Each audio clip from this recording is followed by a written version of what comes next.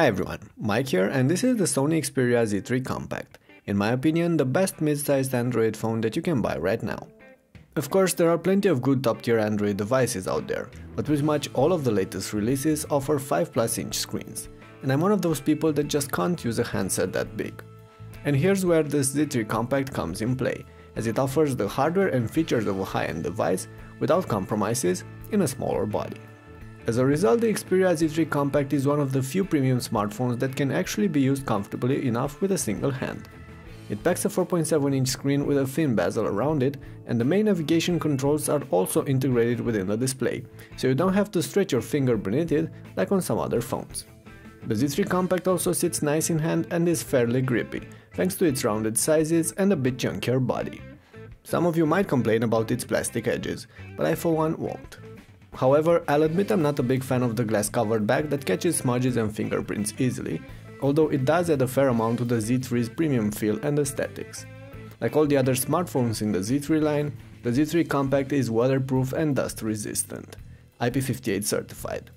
As a result though, the ports and trays are hidden behind some plastic caps placed on the left edge of this handset, while all the other buttons are lined on the right. The redesigned power knob and the volume rocker and shutter key, which are a bit flimsy and just don't match the overall solidness of this Z3. I should also add a few things about the front-facing speakers on this Sony.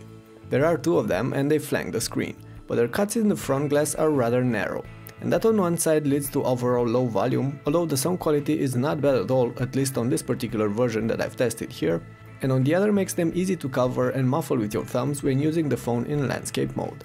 Another aspect worth mentioning is the notification LED, which sits in the top left corner of the front face, but is actually really small and difficult to spot in bright environments.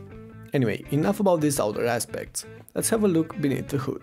Unlike the Z1 Compact that settled for a 4.3 inch display, the Z3 gets a 4.6 inch screen with an IPS triluminous panel, and there's hardly anything you won't like about it. It is very sharp, bright, and can paint natural colors and clean whites. The viewing angles aren't great though, but since I doubt you'll watch the phone screen from the sides too often, this aspect shouldn't bother you much. That aside, the Z3 Compact provides a really solid daily use experience. The final version will run Android 4.4.4 KitKat with Sony's UI tweaks and customizations, as well as their own proprietary apps pre-installed including Walkman and PlayStation, Music and Video Unlimited or Xperia Lounge. And everything just works really fast on this thing, from launching apps to scrolling between home screens and performing all sorts of everyday activities, like making calls, texting, browsing, watching videos and even running games. So performance-wise, the Z3 Compact is a match for any top-tier Android smartphone of the moment, and that's no surprise since it packs the same hardware combo we've also seen on the Galaxy S5, with a Qualcomm 801 processor, Adreno 330 graphics and 2GB of RAM, plus 16GB of storage space with support for microSD cards. The battery size is perhaps the only aspect where the Z3 Compact falls a bit short, as there's just not enough room to pack a huge battery on it. But this phone still offers decent battery life and will easily get you through at least one day of average use, even though in most cases, and there are ways to get the most out of this phone, like using the stamina mode. If you need more though, or if you're a heavy user, you might want to look elsewhere, especially since the battery is encased on this Sony and cannot be swapped with another one on the go, like with other phones. When it comes to taking pics and videos, the Z3 Compact puts a fair fight once again, as it gets the capable 20.7 megapixel shooter we've seen on the previous Zs. I won't be able to tell you much about its performance though for the time being, since we are testing an early pre-production version of the Z3 Compact here, and the results might be somewhat misleading.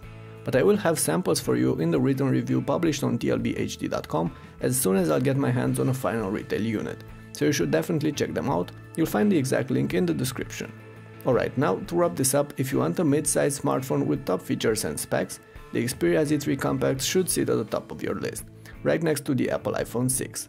There's really no other phone that offers as much as this one does in this size factor, and I just couldn't find anything majorly wrong with it, perhaps except for the battery size, in comparison to what's inside the larger Android heavyweights. But even so, the Z3 Compact does not disappoint with its battery life. So yes, I like this one, and I believe it's also the go-to device if you plan on switching from an iPhone to Android and don't mind paying for the best. But I really want to know what do you guys think about the Z3 Compact and whether you consider it a good buy or not. So make sure to leave your replies and opinions below in the comment section, as well as your questions if you have any. I'll be around to reply. With that in mind, it's time to wrap this up. Thanks for watching, make sure to hit that thumbs up button if you enjoyed the clip and also share it around so others can find out what to expect from this Sony Xperia Z3 Compact. Catch you later.